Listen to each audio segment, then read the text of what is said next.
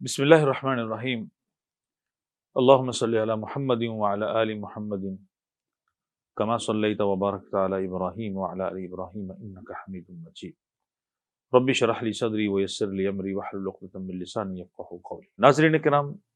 حالیہ فرانس کے مذموم عمل اور مذموم واقعہ کے بعد اس وقت پوری دنیا میں دو گروہ بڑے کھل کے واضح سامنے آ گئے ہیں۔ ایک گروہ وہ ہے جو حزب اللہ کا ہے، اللہ کی جماعت، اور دوسرا گروہ وہ ہے جو حزب الشیطان، شیطان کا جتھا، شیطان کی پارٹی۔ اور قرآن شریف کے اندر اللہ رب العزت نے اپنے نبی کی ناموس اور آپ کی حرمت اور آپ کی عزت کا دفاع، اس کا ذمہ اللہ نے خود لیا ہے، اس کی گارنٹی اللہ نے دی ہے۔ اللہ رب العزت قرآن شریف میں فرماتے ہیں اعوذ باللہ من الشیطان الرجیم انا کفیناک المستہزئین، کہ مذاق اڑانے والوں کی طرف سے ہم آپ کو کافی ہیں، یعنی وہ جتنا بھی استہزاء کر لیں، جتنا بھی مذاق اڑا لیں، اے ہمارے حبیب ہم آپ کو کافی ہیں۔ یہ بات بالکل اسی طرح ہے جیسے قرآن شریف کے میں اللہ رب العزت نے فرمایا کہ انا نحن نزلنا الذکر وانا لہ لحافظون، ہم نے قرآن مجید کو نازل کیا، ہم اس کی حفاظت کرنے والے۔ تو قرآن مجید کی حفاظت آپ جانتے ہیں کہ صدیاں بیت گئی، زمانے بیت گئے، اور قرآن شریف کے حرف کو، لفظ کو، معنی کو، مفہوم کو، کسی بھی چیز کو باطل پرستوں نے جتنی بھی کوشش کر لی ہے وہ اس میں کبھی کامیاب نہیں ہو سکی، اس میں ایک زبر زیر کی بھی وہ تبدیلی نہیں کر سکے۔ اس کی حفاظت کا ذمہ اللہ نے خود لیا، اور اس کی حفاظت کا مطلب یہ نہیں ہے کہ اللہ رب العزت نے آسمان سے فرشتوں کو نازل کیا ہے، یا کوئی آسمانی گروہ آیا ہے، یا اللہ رب العزت آسمان سے زمین پر اتر آیا ہے اور قرآن شریف کی خود حفاظت کی ہے۔ نہیں، قرآن شریف کی حفاظت کے لیے اللہ رب العزت نے اپنے مخلص بندوں کو کھڑا کیا ہے، جنہوں نے قرآن مجید کو لکھا، جمع کیا، قرآن مجید کی قراتیں، اس کو حفظ کر کے اپنے سینوں کے اندر اس کو محفوظ کیا۔ قرآن شریف کی حفاظت جس انداز سے بھی ہوئی ہے، اللہ رب العزت نے وہ لشکر اپنے بندوں میں پیدا کیا ہے، اللہ کی توفیق ہے۔ بالکل اسی طرح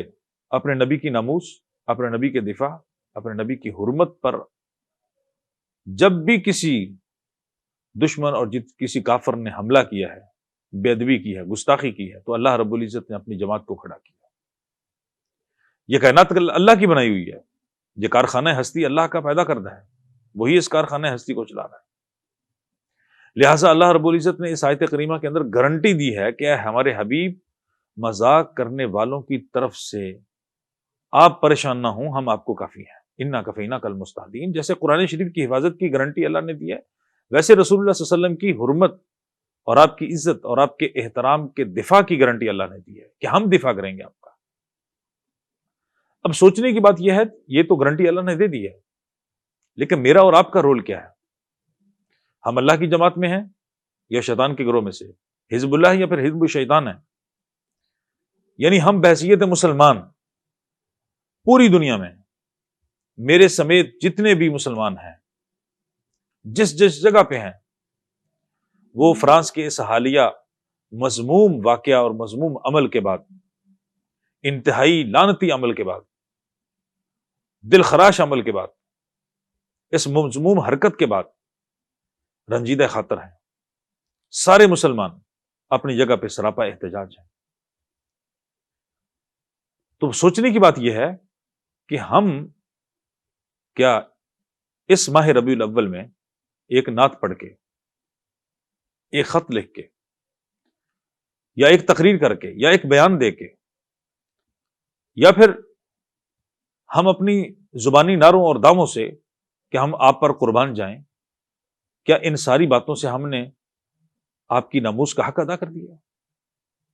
بالکل بھی نہیں، بلکہ اس کے لیے ہمیں یہ بات بہت اچھی طرح جان لینی چاہیے کہ رسول اللہ صلی اللہ علیہ وسلم کے ساتھ جو ہماری محبت ہے، آپ کی ناموس پر، آپ کی عزت پر، آپ کی حرمت پر جو ہماری جانیں قربان ہیں، یہ در حقیقت ہمارے ایمان کا حصہ ہے، اور جو ایمان ہوتا ہے، جو یقین ہوتا ہے، اس پر دلیل نہیں دی جاتی۔ لہٰذا اس موضوع پر خاموش رہنا پوری امت مسلمہ کا،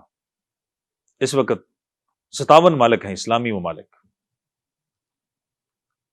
اور پوری دنیا میں جو مسلمانوں کی تعداد ہے وہ 1.5 ارب کے قریب ہے،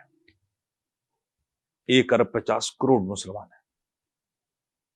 57 اسلامی ریاستیں ہیں، یورپ کے اندر بھی مسلمان ہیں، فرانس کے اندر بھی مسلمان ہیں۔ کیا ہم جب کلمہ پڑھتے ہیں، مسلمان ہوتے ہیں، کیا اس وقت ہم لا الہ الا اللہ کے ساتھ محمد الرسول اللہ صلی اللہ علیہ وسلم یہ کلمے کا دوسرا حصہ نہیں پڑھتے؟ کہ جیسے اللہ رب العزت کا کوئی شریک نہیں ہے، وحدہ لا شریک ہے، بالکل اسی طرح جناب رسول اللہ صلی اللہ علیہ وسلم کو جو اللہ نے مقام دیا ہے، نبی دو جہاں صلی اللہ علیہ وسلم کا جو اللہ نے جس مقام پر آپ کو فائز کیا ہے، جو رفعت عطا کی ہے، ورفعنا لک ذکرک کی جو عظیم بشارت اللہ نے عطا فرمائی ہے، اس مقام پر بھی آدم کی اولاد میں سے کوئی بھی فائز نہیں ہے۔ ہم مسلمان بحیثیت کلمہ گو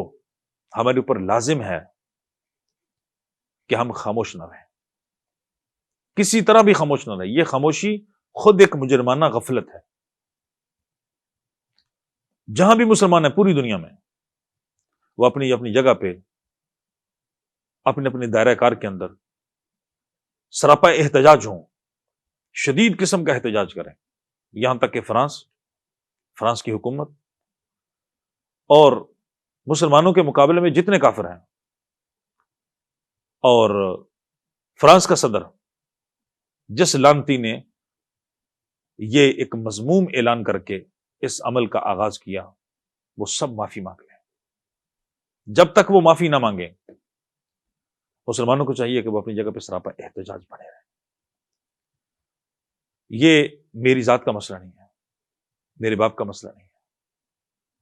یہ مسئلہ کوئی دادا کی وراثت کا نہیں ہے، یہ مسئلہ کوئی زمینداری اور جنگیداری کا،